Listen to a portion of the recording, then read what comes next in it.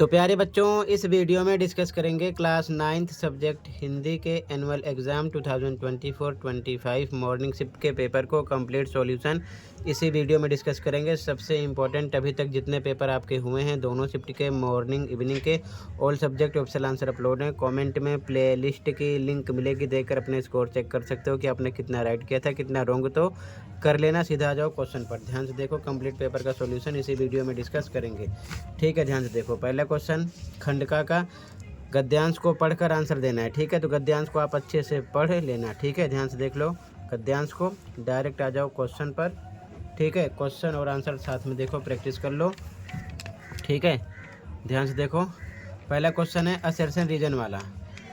कथन कह रहा है कि यहाँ पर ध्यान से देखो, आज के समय में आधुनिक तकनीकी के बिना हमारा जीवन भी संभव नहीं है। बिल्कुल सही बात। कारण, विज्ञान और प्रौद्योगिकी ने लोगों के जीवन को आसान, सरल और तेज बनाया। बिल्कुल सही। और यही कारण है कि हमारा जीवन आधुनिक तकनीकी के बिना संभव नहीं है। तो कारण अब कथन की सही व्याख्या है, तो सी लगाएंगे। कथन ए सही है और कारण आर कथन ए की सही व्याख्या है। दूसरा क्वेश्चन, देश के विकास और समृद्धि के लिए आवश्यक है। क्या आवश्यक है? कथन यहाँ से देखना है। विज्ञान जरूरी है, सही बात। धार्मिक आडंबरों की जरूरत नहीं है। प्रौद्योगिकी की, यह भी सही है। वैज्ञानिक बहिष्कार की, ये भी नहीं है। पहला और तीसरा सही है, तो यहाँ पर भी ऑप्शन सही होगा। कथन फर्स्ट और थर्ड सही है। ठीक है, आगे देखो ध्यान से। अगला क्वेश्चन मैचिंग करना है। ठीक है, यहाँ पर तो ध्यान से देखो। यहाँ पर है बुनियादी ढांचा, तो इसका होगा सड़क निर्माण। ठीक है ना, सेकंड से। इसके बाद में ऊर्जा निर्माण, तो इसका होगा सौर प्रकाश से। ठीक है, तीसरा। इसके बाद में तीसरा सूचना प्रौद्योगिकी, इसका होगा इंटरनेट से। ठीक है, तो इसके अकॉर्डिंग हमारा बी ऑप्शन सही हो जाएगा। ठीक है, बी वाला। अगला क्वेश्चन है आधुनिक उपकरणों की खोज से मनुष्य के जीवन पर क्या प्रभाव पड़ा है। तो मनुष्य के जीवन को आसान, सरल और तेज बना दिया है। ठीक है ना।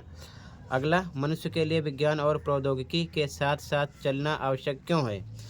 तो आंसर है देश के उचित विकास और समृद्धि के लिए। ठीक है, फर्स्ट का आंसर कंप्लीट हुआ। सेकंड क्वेश्चन काव्यांश है, पढ़कर आंसर देना है। तो काव्यांश को आप अच्छे से पढ़ लेना, डायरेक्ट आ जाओ क्वेश्चन पर। ठीक है, पहला क्वेश्चन सेकंड का, काव्यांश में अक्षर बनते चिंगारी से क्या आशय है। तो क्रांतिकारी विचारों का उदय।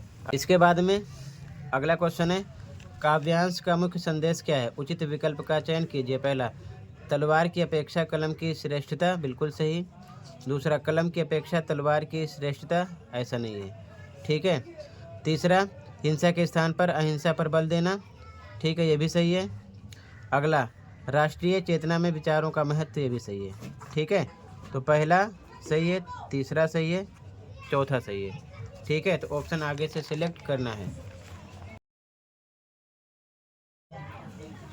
तो यहाँ पर डी करेक्ट हो जाएगा। पहला, तीसरा, चौथा सही है। अगला अभिकथन कारण वाला क्वेश्चन है। यहाँ पर अभिकथन कह रहा है कि कलम भाव जगाने वाली देश की बड़ी शक्ति है, बिल्कुल सही बात है। ठीक है, कारण है कलम में नए और क्रांतिकारी विचारों को उत्पन्न करने की शक्ति होती है, बिल्कुल सही।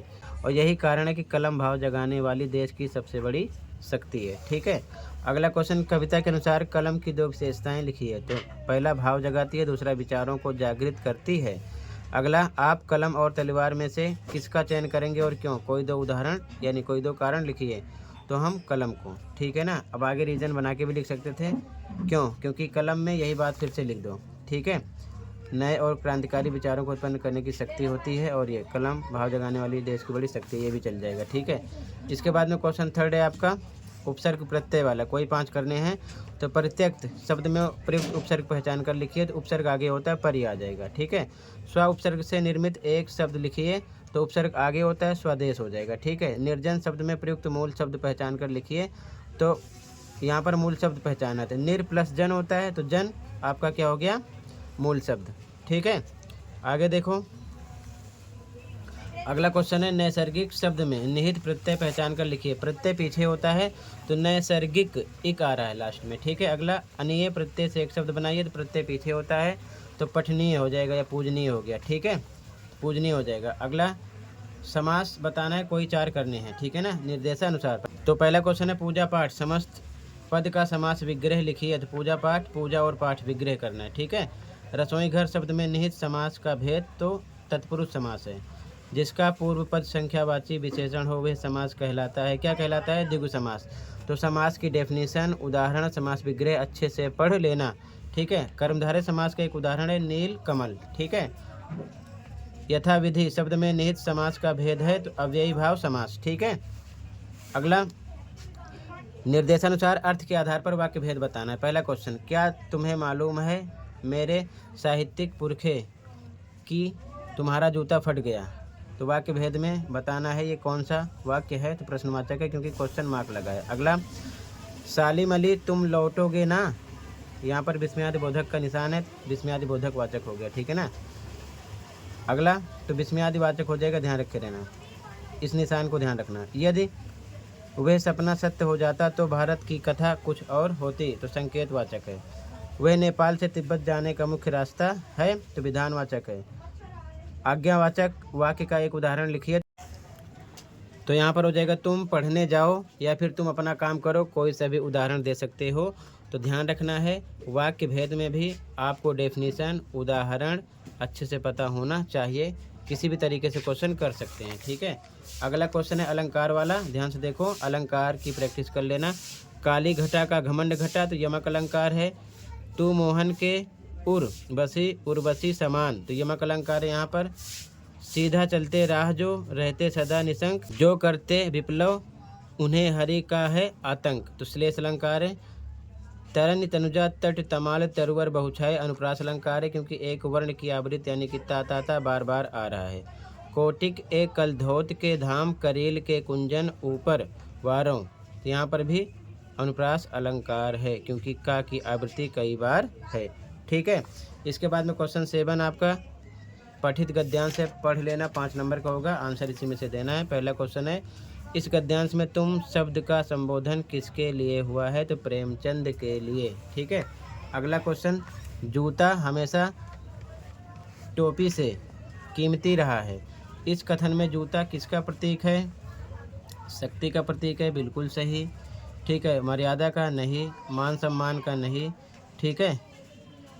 धन संपत्ति का, बिल्कुल सही। तो यहाँ पर आपका शक्ति और धन संपत्ति यानी पहला और चौथा सही है, तो सी करेक्ट हो जाएगा। अगला अभिकथन कारण वाला क्वेश्चन है। अभिकथन, अब तो जूते की कीमत और बढ़ गई है और एक जूते पर 2500 टोपियाँ न्यौछावर होती हैं, बिल्कुल सही। ठीक है। कारण, अब व्यक्ति की पहचान उसकी धन संपत्ति से हो रही है तथा लोग व्यक्तिगत स्वार्थ के कारण अपने मान सम्मान को भी त्याग रहे हैं, बिल्कुल सही। यही कारण है जो इसकी व्याख्या कर रहा है, तो सी लगाएंगे। कथन ए सही है और कारण आर कथन ए की सही व्याख्या है। ठीक है। इसके बाद में अगला क्वेश्चन, लेखक को कौन सी बात सबसे ज़्यादा चुभ रही है? तो प्रेमचंद के जूते का फटा होना, भी करेक्ट है। अगला, तुम भी जूते और टोपी के आनुपातिक मूल्य के मारे हुए थे, कथन से क्या आशय है? तो बी करेक्ट है। प्रेमचंद ने समृद्धि पाने की अपेक्षा लेखन की मर्यादा पर विशेष बल दिया। इसके बाद में यहाँ पर गद्य पाठों पर आधारित क्वेश्चन आंसर है, 25 से 30 शब्दों में देने हैं। तो इसका आंसर मैं आपको अभी लास्ट में आंसर की में दिखाऊंगा। ठीक है। अभी पहले आप बाकी क्वेश्चन के आंसर देख लो। ठीक है ना। इसके बाद में क्वेश्चन नंबर 9 काव्यांश होगा, इसी के आधार पर आंसर देना होगा। सीधा आ जाओ क्वेश्चन पर। का क्वेश्चन, ब्रिटिश राज का गहना किसे कहा गया है? तो यहाँ पर ए करेक्ट हो जाएगा, हथकड़ियों को। ठीक है। आगे देखो ध्यान से। अगला क्वेश्चन था, ब्रिटिश शासन में स्वतंत्रता सेनानियों को किस प्रकार की यातनाएं दी जाती हैं? प्रस्तुत काव्यांश के आधार पर सही विकल्प का चयन कीजिए। तो पहला, हाथ पैरों में लोहे की बेड़ियों डाल दी जाती थी, बिल्कुल सही, बेड़ियाँ डाल दी जाती थी। ठीक है। अगला, बैलों के स्थान पर उनसे कोल्हू चलवाया जाता था, बिल्कुल सही। ठीक है। अगला, बड़े पत्थरों को गिट्टियों के रूप में तुड़वाया जाता था, बिल्कुल सही। अगला, भरपेट भोजन के साथ गहने दान किए जाते थे, गलत है। ठीक है, ऐसा नहीं होता था। तो फर्स्ट सेकंड थर्ड सही है, सी करेक्ट हो जाएगा। ठीक है। फिर से अभिकथन कारण वाला क्वेश्चन है। अभिकथन कह रहा है कि कवि के लिए लोहे की हथकड़ियाँ गहनों के समान हैं, बिल्कुल सही।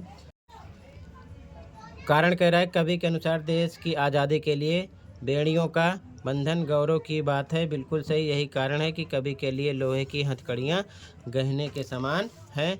तो यहाँ पर सी करेक्ट हो जाएगा। कथन ए सही है और कारण आर कथन ए की सही व्याख्या है। अगला क्वेश्चन है क्वेश्चन घ, हूँ मोट खींचता लगा, पेट पर जुआ, खाली करता हूँ ब्रिटिश अकड़ का कुआं। पंक्ति का आशय है तो ए करेक्ट है, अंग्रेजों के अहंकार और अत्याचार को अपनी दृढ़ इच्छा शक्ति और सहनशीलता से चूर करना। ठीक है। अगला क्वेश्चन, उपर्युक्त काव्यांश में किस भाव की प्रधानता है? सही विकल्प चयन करना है। तो यहाँ पर पहला है स्वतंत्र, राष्ट्र की स्वतंत्रता का, बिल्कुल सही। दूसरा रात्रि के सौंदर्य का, बिल्कुल गलत। तीसरा ब्रिटिश शासन की क्रूरता का, बिल्कुल सही। चौथा है साहित्यिक व्यंग का, बिल्कुल सही। तो पहला, तीसरा, चौथा करेक्ट है, तो डी लगा देंगे। ठीक है। इसके बाद में क्वेश्चन 10 आपका 25 से 30 शब्दों में क्वेश्चन आंसर करना है। तो इसका भी आंसर अभी लास्ट में देखना। ठीक है। सबसे पहले क्वेश्चन देख लो ध्यान से, फिर कंप्लीट पेपर का सॉल्यूशन ध्यान से देखना। ठीक है। क्वेश्चन नंबर 11 50 से 60 शब्दों में आंसर देना है। ठीक है। तो ये भी क्वेश्चन देख लो, अभी लास्ट में आंसर देखना। यहाँ पर आपको क्वेश्चन नंबर 12 में अनुच्छेद लिखना है किसी एक पर। ठीक है ना। तो हेडिंग दी हुई है। ठीक है।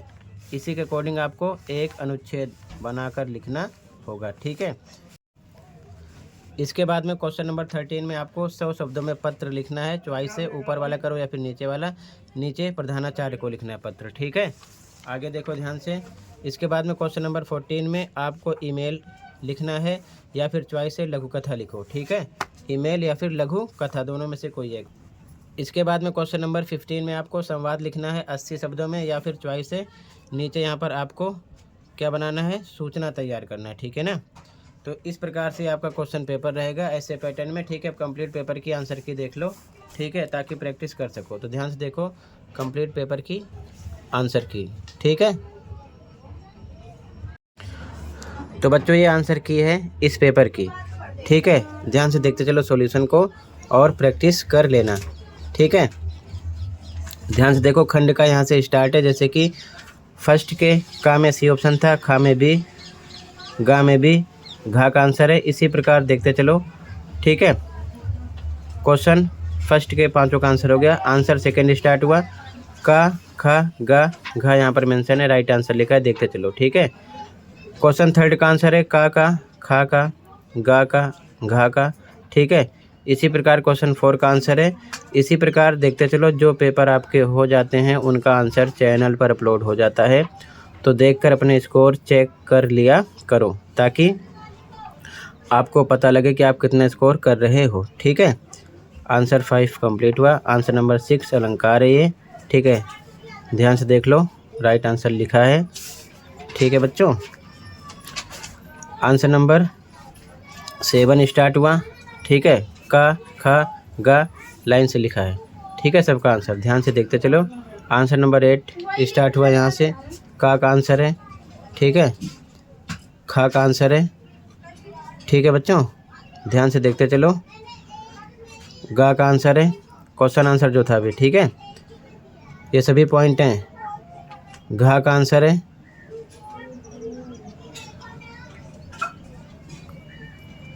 क्वेश्चन नंबर 9 का आंसर स्टार्ट हुआ। ठीक है। का, खा, गा, घा सबका आंसर मेंशन है। ध्यान से देख लो। ठीक है। क्वेश्चन नंबर 10 का आंसर स्टार्ट हुआ, का आंसर है। ठीक है। ये सभी पॉइंट हैं। ठीक है। खा का आंसर है। ध्यान से देखते चलो। ये सभी पॉइंट में लिखे गए हैं। ठीक है। इसके बाद में गा का आंसर है ये। ठीक है। घा का आंसर यहाँ से स्टार्ट हुआ है। ध्यान से देखते चलो। ठीक है।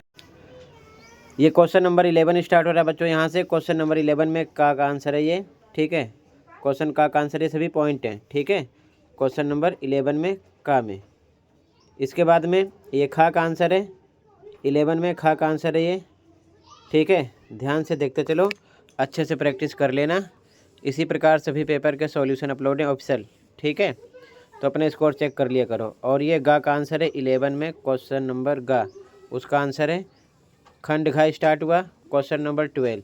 तो यहाँ पर आंसर मेंशन नहीं है। अगर आपने भूमिका, विषय वस्तु, निष्कर्ष, भाषा, शुद्धता लिखा है सही से, तो इस हिसाब से फॉर्मेट दिया गया है। आपको नंबर मिल जाएगा, ठीक है ना, 12, 13, 14 और क्वेश्चन नंबर 15 का, ठीक है। इसको अपने अकॉर्डिंग लिखना था। इसी प्रकार 15 में भी अगर आपने रचनात्मक प्रस्तुति, विषय वस्तु, भाषा, शुद्धता का ध्यान दिया है तो आपको मार्क्स मिल जाएगा, ठीक है। तो इतना था इस वीडियो में, कंप्लीट हुआ। मिलते हैं अगली वीडियो में। Thank you for watching and take care. Okay.